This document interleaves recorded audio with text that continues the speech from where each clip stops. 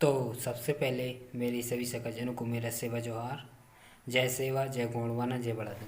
तो जैसा कि अपन कोया पुनेम कौंडियन गाथा पढ़ रहे थे, तो जिसके अपन ने इसके 5 अध्याय अपन कर चुके हैं। आज अपन को ये 6वां अध्याय करना है, पहाड़ी पारी गोपाललिंगों की गाथा। तो आपको मैं इस वीडियो की कुछ जानकारी दे दूं।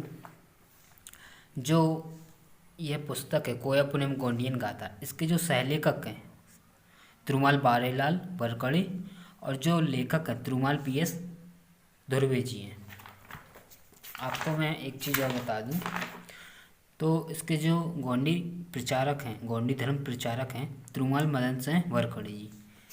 तो चलिए अपन आज इसका 6वां अध्याय करते हैं, और अपन को इस वीडियो में पता चलेगा कि पहाड़ी पारी गोपाललिंगों जी का जन्म कैसे हुआ, उन्हें दिव्य शक्ति का ज्ञान बड़ादेव जी से कैसे मिला, और वह कोयली खचारगढ़ क्यों गए थे।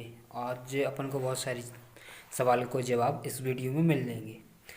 तो वीडियो को अंत तक देखना, और जो जो आपको चीज़ें उसमें मेल लगी तो आप उसको अपनी पुस्तक में नोट कर सकते हैं। तो चलिए वीडियो को शुरू करते हैं। अध्याय 6, पहाड़ी पारी गोपाललिंगों की गाथा।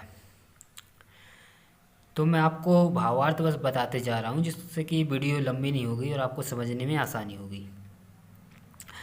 विजयमल यानी आकाश, मैनामल यानी धरती दाई जो प्रकाशित है। दूसरा नाम निराजय जंतर यानी आकाश, और कोकानी खुक धरतीदाई है, जिनके जन्म नाम गुप्त हैं। धरती से कोकू और पोकू से पुलसिब जल ढोल पुण्यार से हिरवा उत्पन्न हुई। पुलसिब हिरवा से गोपाललिंगो और कोपाल कोशिका से रातार जंगू का जन्म हुआ। पुलसिब हिरवा कोट सम्राट गणराज्य के गोंडी राजा थे। वंश पुरार भिंडी उम्मू गुट्टा कोर, जहाँ पंडोर गंगा बहती है। अब यहाँ पर जो भिंडी उम्मू गुट्टा कोर है वह उत्तरी संभाग को कहा गया है। जो जैसे कि अपना गोंडवाना लैंड था जो, वह 4 संभागों में विभाजित था। यह मैंने आपको थोड़ा जानकारी के लिए बता दिया है, जिसको अगर समझ में ना आया हो तो। हिरवा देवी एक दिन गर्भपात समय जल स्नान करने पेंडोर गंगा गई। स्नान करते समय जल के अंदर पोय पुंगार उत्पन्न हुए। पुंगार से पोय कोपार का जन्म हुआ, जो खिसक कर पानी की बीच धारा पर बहने लगा। हिरवा माता ने जल में बहते हुए पोय कोपार को पकड़कर जल से बाहर निकाली और उस बच्चे को लेकर राजा पुलसिब के पास आकर सब बातें सुनाई। रानी राजा ने बधाइयाँ दी और अति हर्ष आनंद के साथ पुत्र का सुख मनाया। जब 12 दिन हुए तो नामकरण में उस बच्चे का नाम गोपाललिंगो रखा। गोपाललिंगो बड़ादेव की कृपा से दिनों दिन बढ़ने लगा। कुछ दिवस बीतने के बाद एक दिन हिरवा देवी उस बच्चे को तोयामड़ा के नीचे सुलाकर गृह कार्य करने लगी। उस बच्चे की रक्षा हेतु नाग देव आकर अपना फन फैलाकर उस बच्चे को छाया दे रहा था कि गोपाललिंगो को तेज धूप ना लग पाए। इस दृश्य को देखकर हिरवा देवी का हृदय थर थर कांपने लगा। देवी उस नाग को देख न सकी, दोनों आंखें बंद कर डर से झिझक गई और जोर जोर से चिल्लाने लगी। आवाज सुनकर भुजंग वहां से भाग गया। तब हिरवा माता ने गोपाललिंगो को हृदय से लगा लिया और मन ही मन विचार करने लगी कि बड़ादेव की लीला अपरंपार है, जो कोतरों की सदा रक्षा करते हैं।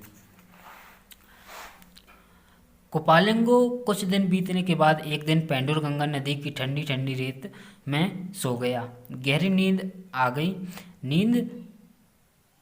नदी के ऊपरी भाग में बहुत वर्षा हुई। पेंडोर गंगा में भयानक बाढ़ आ गई और गोपाललिंगो नींद में मस्त सो रहे थे। गोपाललिंगो रेत में भय भूले सोए हुए थे। भयानक बाढ़ में बहने लगी। अधिक बाढ़ के कारण बड़े बड़े भंवर निर्माण हुए। भंवर मतलब कि वो जिससे अपन भौरी बोलते हैं। गोपाललिंगो को जान बचाना मुश्किल पड़ गया।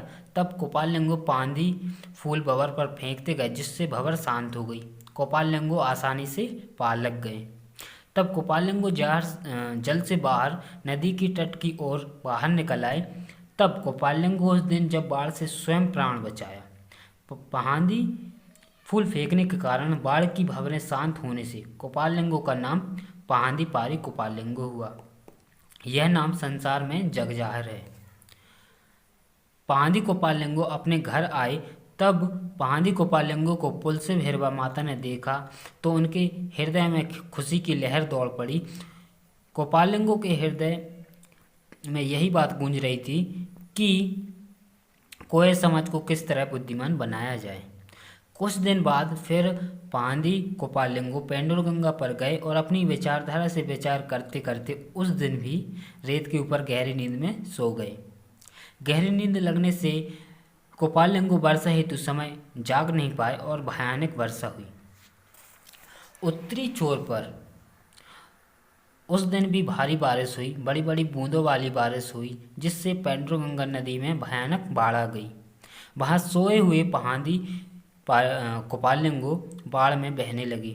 पहादी गोपाललिंगो जल बाढ़ में तैरते हुए हाथ मारते मारते बाढ़ पार कर रहे थे। किनारा थोड़ी दूरी पर था, किंतु भारी बाढ़ की चपेट में गोपाललिंगो आ गए। अचानक एक भारी भंवर निकल आई। उस भंवर से गोपाललिंगो नहीं बच पाए। पहादी गोपाललिंगो बाढ़ में डूब गए। बाढ़ में नीचे ऊपर होने लगे। तब शंभू ने गोपाललिंगो को देखकर मन में विचार करने लगे कि वह स्वयं बचने में सक्षम नहीं है। तब शंभू ने उस घूमते हुए भंवर में एक पत्थर फेंका, जिससे भंवर शांत हो गई। शंभू ने नदी में कूदकर गोपाललिंगो को पकड़ा और बाहर ले आए, किंतु पहादी गोपाललिंगो बेहोश थे। शंभू से जगाने का प्रयास करने लगे, किंतु पहादी गोपाललिंगो को होश में लाना कठिन हो गया। गोपाललिंगो के कान के समीप शंभू शेख ने गोविंदाडी यानी कहलाता डमरू बजाने लगे। जैसे जैसे पहादी गोपाललिंगो के कान में आवाज़ गूंजने लगी, वैसे वैसे लिंगों को चेतना आने लगी और वे जीवियाँ मतलब कि जीव चलाने लगी। वे डमरू की आवाज़ सुनकर होश में आ गए और उन्हें सर्वप्रथम 12 अक्षरों का ज्ञान प्राप्त हो गया। पहादी गोपाललिंगो द्वारा स्वयं अपने जवान से भाषा वक्ता का रूप दिया गया। डमरू की आवाज़ से गोंडी भाषा का निर्माण हुआ। शंभू गौरा पहादी गोपाललिंगो के सम्मुख विराजमान हैं। लिंगू शंभू गौरा को देख उनके हृदय में अति पुलकित शरीर हो गए और खुशी की लहर चारों ओर छा गई। गोपाललिंगो ने शब्दों का उच्चारण किया। अड़ंग स्वयं, अना मैं, अमाटे हम, इमा तुम, उदा बैठ, उदांग बैठना, एड़ाग वह, यर यह, ओह कहकर संबोधित किया। इसके बाद गिनती उन्दी, रंड, मुंद, नालुंग, संयुंग, सारुंग, येरुंग, अरुंग, नरुंग पद, इस तरह गिनती का ज्ञान हासिल किया। पहादी गोपाललिंगो शंभू गौरव से विदा ले कोयले कछारगढ़ थाना की ओर निकल पड़े। धन्यगांव हीरासुक पाटलीरा के पास पहुंचे। हीरासुक कमोरी यानी संगीत कला का ज्ञाता। हीरासुक राजनेगी किंकरी वादक में प्रसिद्ध था, जिसके किकरी स्वर की आवाज़ से बड़ा देव जाग जाते हैं। गोपाललिंगो ने हीरासुक पाटिलदार से संगीत विद्या का अध्ययन किया। कुछ दिन रुककर कला हासिल की और गीत तथा किंकरी वादन का ज्ञान सीखा।